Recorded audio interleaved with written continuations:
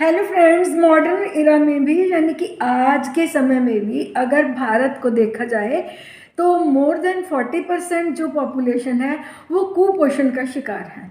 और कुपोषण होने से सबसे मेन बीमारी जो होती है वो है रक्त की कमी। हमारे शरीर के सभी ऑर्गन्स को चलाने के लिए एक जो ब्लड है ये एक वाहक का काम करता है, यानी कि न्यूट्रिशन को एक जगह से दूसरी जगह पे लेके जाना। अगर हमारी ब्लड की क्वालिटी ही हेल्दी नहीं होगी तो नेचुरली हमें बहुत सारी बीमारियां हो जाएंगी। तो ब्लड की कमी यानी कि हीमोग्लोबिन की कमी। हीमोग्लोबिन शब्द दो वर्ड से बनता है, हीम प्लस ग्लोबिन। हीम का मतलब है आयरन और ग्लोबिन जो होती है वो होती है प्रोटीन।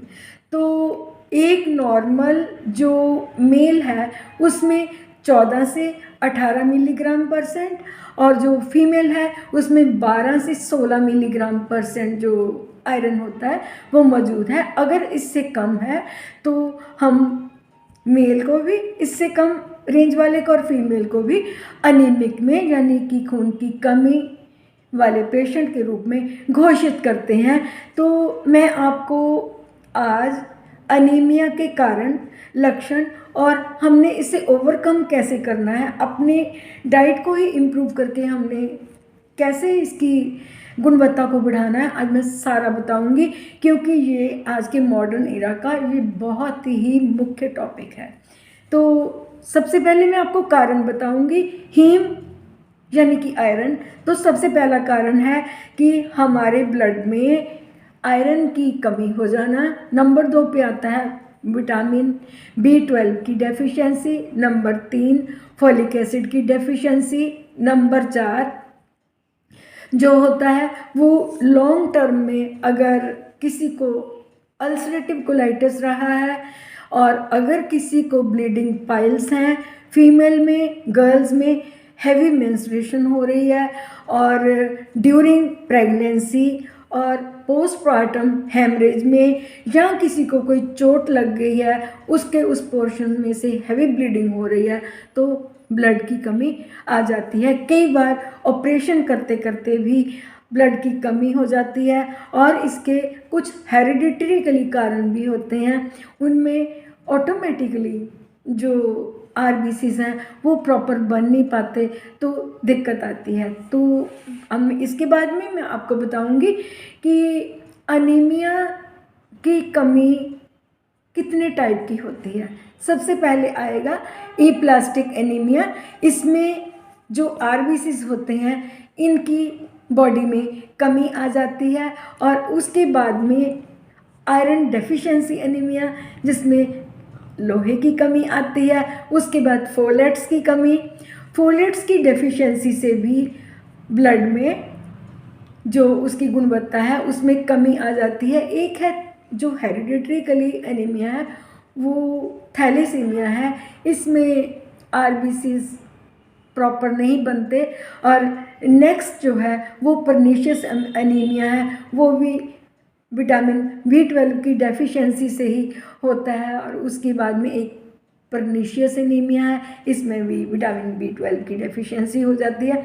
तो हम कैसे असेसमेंट करते हैं कि कोई भी जो हमारे पास मेल या फीमेल आ रहा है वो एनीमिक है, उसमें कौन कौन से सिम्टम होंगे वो मैं आपको सिम्टम बताती हूँ। सबसे पहले उसकी स्किन का कलर जो होता है वो येलो कलर हो जाता है। जब वो चलता है उसका सांस फूलता है। और इसके बाद में जो नाखून होते हैं वो ब्रिटल हो जाते हैं। ब्रिटल मीन्स भंगुर, जल्दी टूटने वाले हो जाते हैं और उसको चक्कर आते हैं। उसकी स्किन कोल्ड एंड क्लेमी होती है।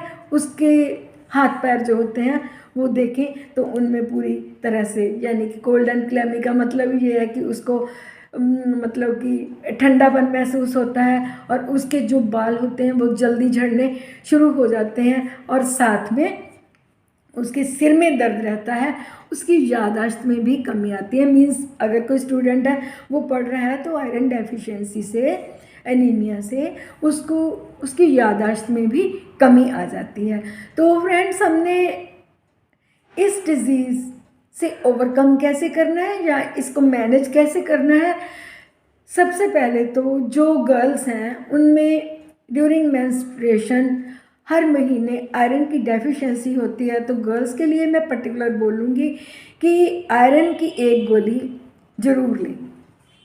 और अगर पोस्टपार्टम हेमरेज के कारण, यानी कि जो आफ्टर डिलीवरी हमारे 40 डेज़ होते हैं उनमें ब्लीडिंग ज़्यादा हो गई है, उसके कारण अनीमिया है, तो फोकस करें कि क्या कहीं रिटेन प्लेसेंटा तो नहीं है, रिटेन मेम्ब्रेन तो नहीं है, पहले उसका उपचार होगा, उसके बाद में उसको आयरन युक्त और मल्टीविटामिन युक्त जो हैं टॉनिक्स या फूड दिए जाएंगे।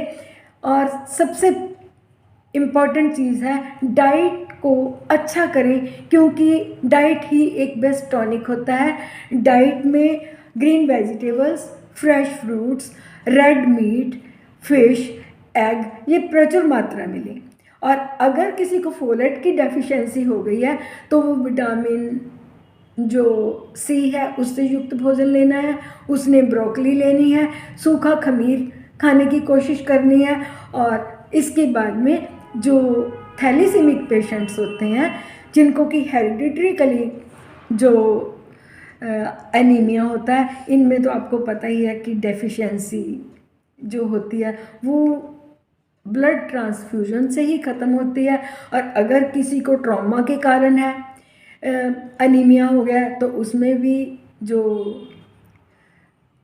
ब्लड है वही ट्रांसफ्यूज़ किया जाता है। और उसके बाद में अगर किसी के अंदर फाइब्रॉइड है तो सबसे पहले लेडी को उसके फाइब्रॉइड का ट्रीटमेंट देना है, यानी कि ऑपरेटिव मेजर में लेके आना है। उसके बाद में उसके स्वास्थ्य की रक्षा करते हुए उसको हेल्दी फूड जो कि विटामिन्स, मिनरल्स एंड आयरन से भरपूर हो, तो हम इस चीज़ से ओवरकम कर सकते हैं। तो फ्रेंड्स, आज जो मैंने आपको समझाया, होप सो आप इन पॉइंट्स को ज़रूर ध्यान में रखेंगे और अपना बहुत सा ध्यान रखना, अपनी बेटियों का, अपने घर की वुमेन का, अपने बच्चों को आयरन डेफिशिएंसी एनीमिया से बचाने के लिए उनको अच्छा भोजन दें, बीन्स दें, फल दें, आंवला दें, संतरा दें, ताकि वो समाज के हेल्दी इंसान बने और हमारा जो भारत है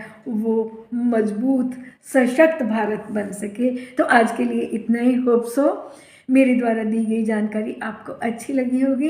अगर आपको मेरा कंटेंट अच्छा लग रहा है तो काइंडली मुझे सब्सक्राइब ज़रूर करना। Thank you very much for watching my video.